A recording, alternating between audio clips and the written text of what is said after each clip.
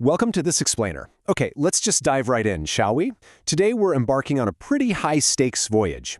We're going to take what might seem like super dense maritime law, specifically Section 99, which governs seafarer misconduct, and we're going to transform it into an epic, really easy-to-understand adventure. So get ready, because we're about to explore the strict code of the sea. Now, I want you to listen closely to the phrase lawfully engaged. Just imagine stepping onto a sunlit deck, you've got the ocean breeze in your hair, you're ready for this grand voyage. It feels completely liberating, right? But the very moment you are lawfully engaged, you are legally bound by a strict, undeniable code. Signing that agreement? Well, that's really the inciting incident of our maritime story. Because once you do, specific acts can and absolutely will trigger serious legal penalties under the APRA Act.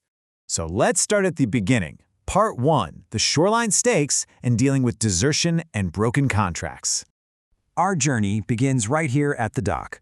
Under Clause A, there's a massive difference between taking standard leave with official permission and just quitting the vessel without leave. Notice the highly specific timing here, too. Quitting the vessel after arriving at the port of delivery, but before the ship is safely placed in security, is a direct violation of the law. You can't just jump ship the second the dock is in sight. The tension here is totally real. The voyage just isn't truly over until that vessel is completely secured in the port. And honestly, the stakes get even higher when finances are involved.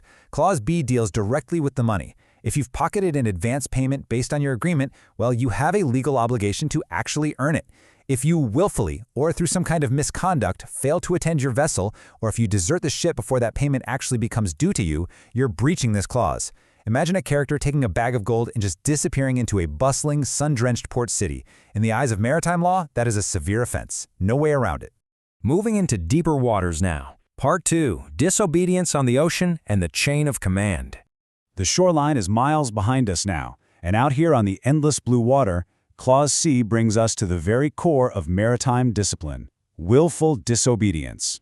This literally means willfully disobeying any lawful command or neglecting an assigned duty. Listen, out on the high seas, an order is definitely not just a polite suggestion. A ship functions like a giant, finely tuned machine.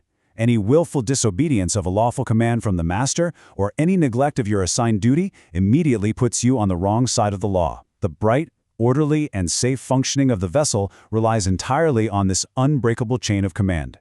But what happens when that chain of command completely fractures? Let's look at Part 3, mutiny, assault, and damage when chaos strikes. Okay, so what happens when simple disobedience escalates into a dramatic climax of chaos?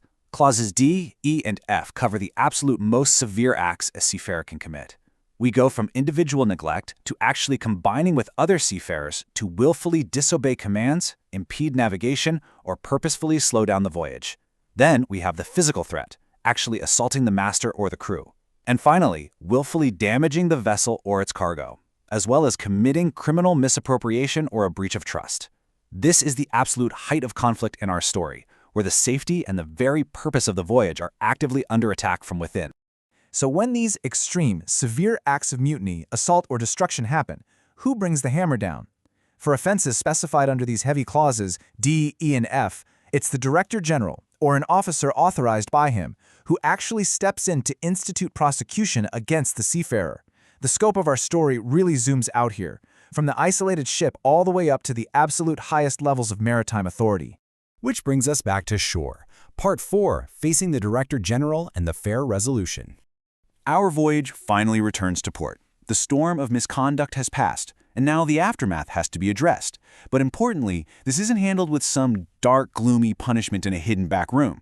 It's addressed through a bright, orderly, and fair process overseen by the Director General. Here are the clear legal mechanics. Step 1, a formal hearing or legal proceeding begins. Step 2, the Director General reviews the specified offense from subsection 1. And Step 3, the potential outcome. The Director General has the immense power to suspend or even cancel a seafarer's certificate for any specified period during these proceedings. Your official capacity to work at sea is quite literally on the line. But there's a crucial caveat here that brilliantly illustrates the inherent fairness built into the Code of the Sea. The text explicitly states that no order of suspension or cancellation shall be passed unless the person concerned has been given an opportunity of being heard. The Director General acts as a wise, impartial arbiter here. Despite the dramatic breaches of contract or the potential chaos of mutiny we just talked about, the bright light of due process always prevails. Absolutely no certificate is canceled without the seafarer getting a guaranteed, mandatory opportunity to tell their side of the story. Well, we've navigated through the fascinating waters of Section 99 together today, transforming some pretty dense legal clauses into a vivid journey. We've gone from the shoreline stakes of avoiding desertion to maintaining the vital chain of command in the deep ocean, all the way to facing the Director General for a fair and balanced resolution.